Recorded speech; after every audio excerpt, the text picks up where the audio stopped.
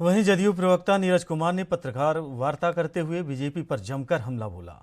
उन्होंने कहा बीजेपी झूठों की पार्टी है। वहीं उन्होंने आगे कई और आरोप लगाए। क्या कुछ कहा, सुनिए।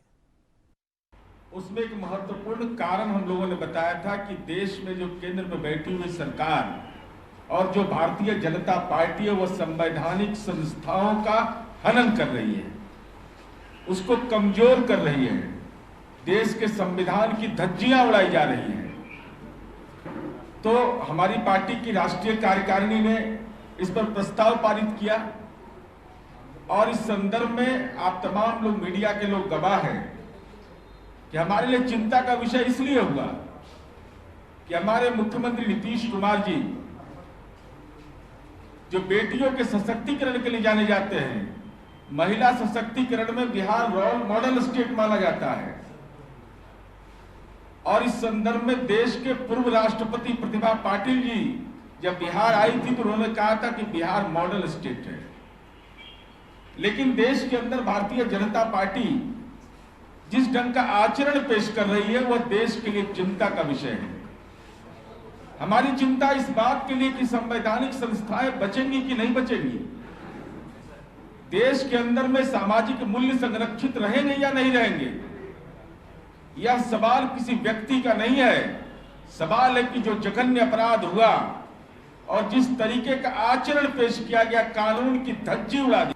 19 वर्षीय गर्भवती महिला के साथ, जिसके पेट में 3 माह का बच्चा था, सामूहिक बलात्कार की घटना हुई। यह सामाजिक महापाप था यह।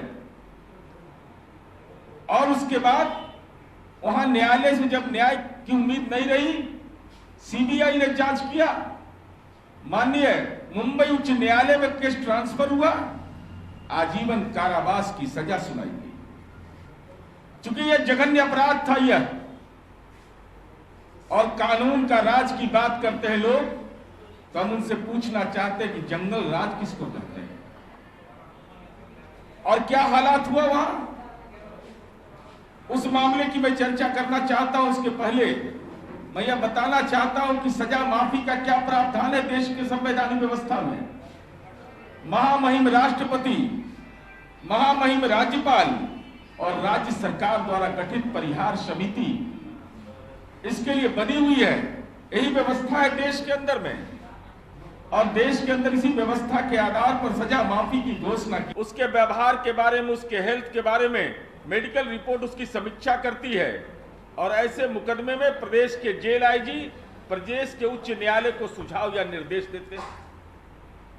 दिल्ली केंद्र शासित प्रदेश है। दिल्ली में यह व्यवस्था है कि परिहार बोर्ड के सदस्य कौन होते हैं? प्रिंसिपल सेक्रेटरी गृह होते हैं, कानून न्याय लेजिस्लेटिव मामले के सचिव होते हैं, जिला व सत्र न्यायाधीश होते हैं, मुख्य प्रोबेशन अधिकारी होते हैं, और दिल्ली के पुलिस कमिश्नर द्वारा मनोनीत ज्वाइंट कमिश्नर होते हैं, और उससे उच्च पद के पदाधिकारी होते हैं। जो कारा विभाग है उसके आईजी होते हैं। और यह दिल्ली में प्रक्रिया क्या है कि समिति फैसला लेकर महामहिम उपराज्यपाल को समर्पित करता है और उनका फैसला आखिरी माना जाता है।